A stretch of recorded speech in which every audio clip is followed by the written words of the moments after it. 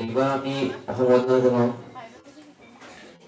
Doctor Hima Kashyap আৰোহণৰ বহু বছৰৰ পৰা একেদৰে লাগি আছে আৰু আৰোহণৰ লগতো আমাৰ অতীজৰ পৰা সম্পৰ্ক আছে। তেখেতক সম্বৰ্ধনা জনাব ফুলাম গামোচা।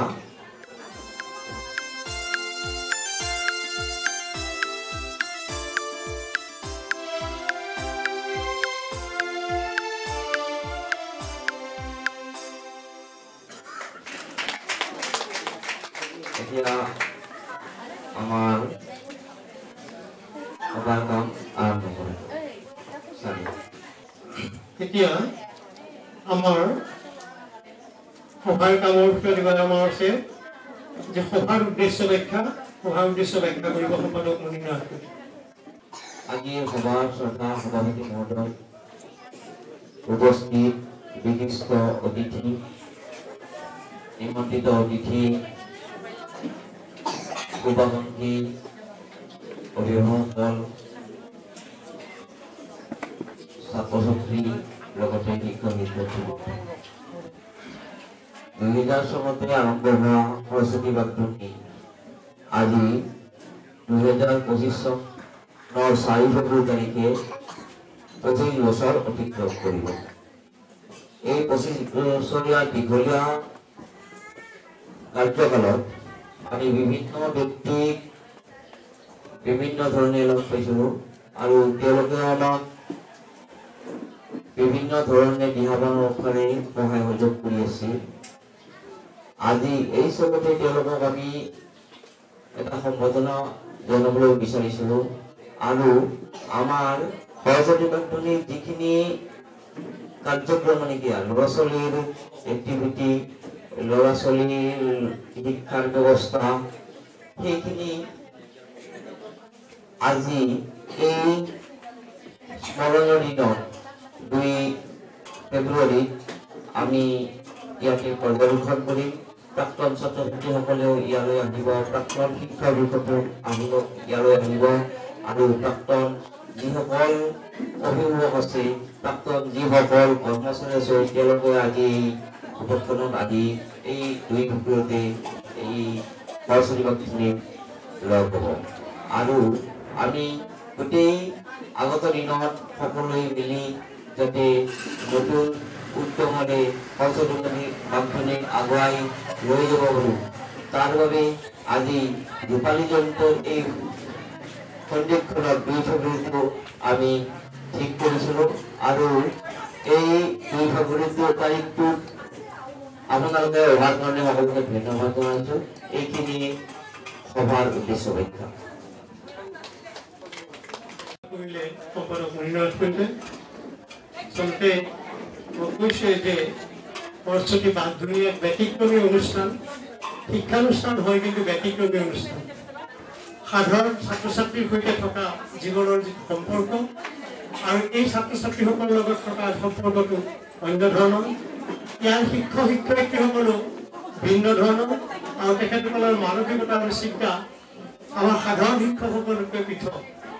মই বিশ্ববিদ্যালয়ত 2 বছৰ অধ্যাপনা কৰিছোঁ আৰু ওলাই আহিছোঁ বিশ্ববিদ্যালয়ৰ পৰা, কিন্তু মই ভাবোঁ যে মোতকৈ তেখেতসকলে শিক্ষকসকল বহুত উচ্চ স্তৰৰ উচ্চ খাপৰ আৰু সেইকাৰণে আৰু যিসকল শিক্ষাৰ্থীয়ে ইয়াত আমাৰ শিক্ষা গ্ৰহণ কৰে সেইসকল শিক্ষাৰ্থী তেওঁলোকে নিজৰ জীৱনত যি এক অপূৰণীয় তেওঁলোকৰ আকাংক্ষা, সেই আকাংক্ষা ইয়াত পূৰণ কৰিবৰ কাৰণে আহি যি পৰিস্থিতি আৰু পৰিৱেশৰ সন্মুখত শিক্ষাৰ্থী আৰু শিক্ষকৰ মাজৰ যি সম্পৰ্ক গঢ়ি তুলিবলৈ অৱস্থা হয় আৰু সি কিমান যন্ত্ৰণাকাতৰ আৰু কেনেধৰণৰ সি হয়তো অনুভৱ কৰিব নোৱাৰে যিসকলে ইয়াৰ সৈতে একত্ৰিত হোৱা নাই বা একাত্ম হ'ব পৰা নাই।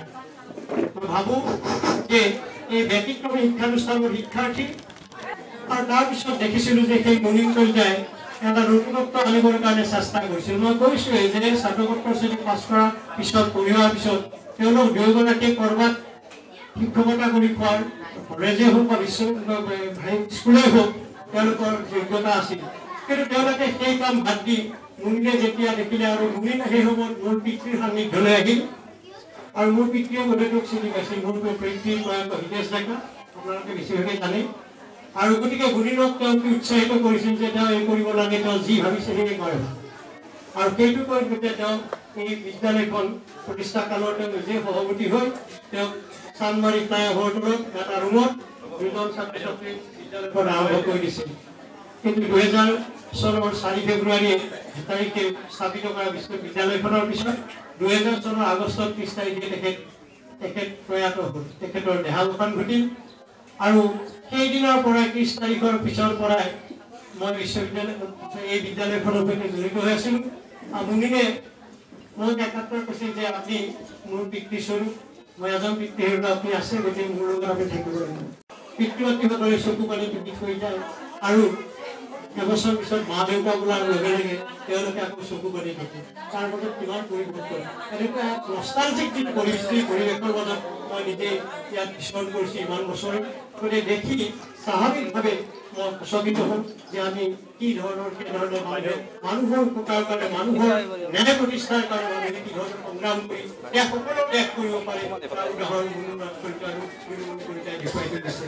তেওঁলোকক আজিৰ এই ৰূপালী জয়ন্তীৰ এই প্ৰথম মুকলি সমাৰোহত মই তেওঁলোকক ভগৱানে আশীৰ্বাদ কৰক আৰু সকলোৱে তেওঁক আমাৰ আদৰ্শেৰে মৰম যত্ন কৰি যাৰ কাৰণে তেওঁক আগবঢ়াই নিয়াৰ প্ৰতিজ্ঞাবদ্ধ হ'ম।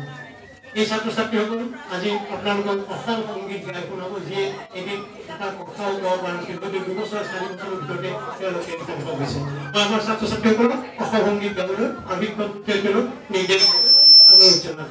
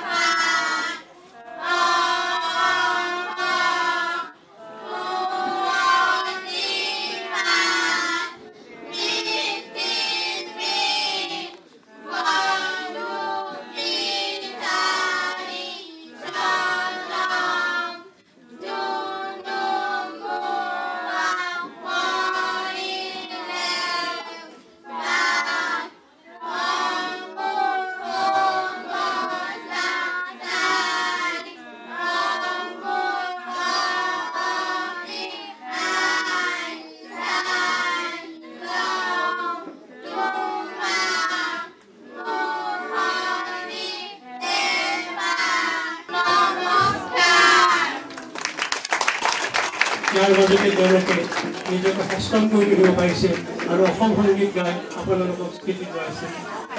এতিয়া কাৰ্যসূচী অনুসৰি আছে সৰস্বতী বাগধনী ছাত্ৰ ছাত্ৰী পৰিষদৰ ছাত্ৰ কবিতা আবৃত্তি কৰিব আছে আশীৰ্বাদ স্বীকৃতি।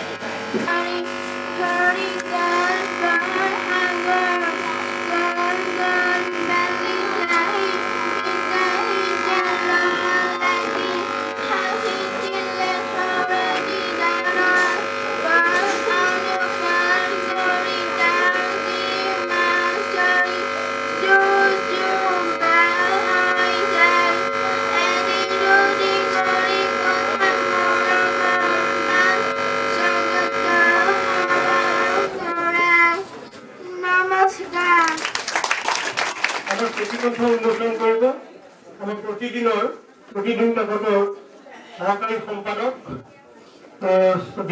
ধৈৰ্য হাজৰিকাদেৱে আৰু ধৈৰ্য হাজৰিকাই আমাৰ প্ৰতি স্মৃতিপত্ৰখন উন্মোচন কৰি আমাৰ ৰাইজৰ সন্মুখত মেলি ধৰিব বুলি মই আশা ৰাখিছোঁ। আমাৰ কৰ্মকৰ্তাসকলক মোৰ স্মৃতিপত্ৰখন ইয়াত আনিবৰ কাৰণে অনুৰোধ জনাইছোঁ। বাগধনী ভাৰতৰে একমাত্ৰ বধিৰৰ শিক্ষা অনুষ্ঠান, য'ত বাগধনী থেৰাপিৰে বধিৰসকলৰ মুখৰ পৰা মাত উলিওৱা হয়। এই শিক্ষা কেন্দ্ৰখনে ৰূপালী জয়ন্তী বৰ্ষ অতিক্ৰম কৰি আজি শ শ বধিৰৰ ল'ৰা ছোৱালীৰ মুখৰ পৰা সৰস্বতী বাগধনীয়ে মাত উলিয়াই দিছে। উচ্চাৰণ কৰিব নোৱাৰা সন্তানৰ পিতৃ মাতৃয়ে চিন্তা কৰিব নালাগে। আহক সৰস্বতী বাগধনী শিক্ষা অনুষ্ঠানখনলৈ লৈ আহক। আমি আপোনাৰ সন্তানটিৰ মুখৰ পৰা মাত উলিয়াই দিম। সভাপতিৰ অনুমতি সাপেক্ষে আমি সকলোৱে মিলি এখন এটা উন্মোচন কৰিলোঁ।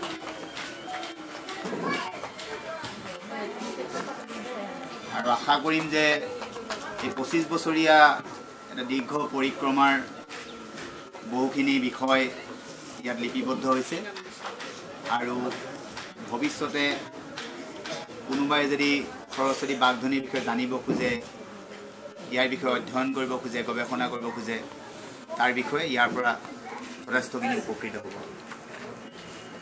অসমীয়া ভাষাত উলিওৱা বাগধনী থেৰাপি ভাৰতৰ ক'তোৱে পাবলৈ নাই। অসমৰ গুৱাহাটী নাৰেংগী বীৰকুছিতহে একমাত্ৰ শিক্ষা কেন্দ্ৰখন আছে।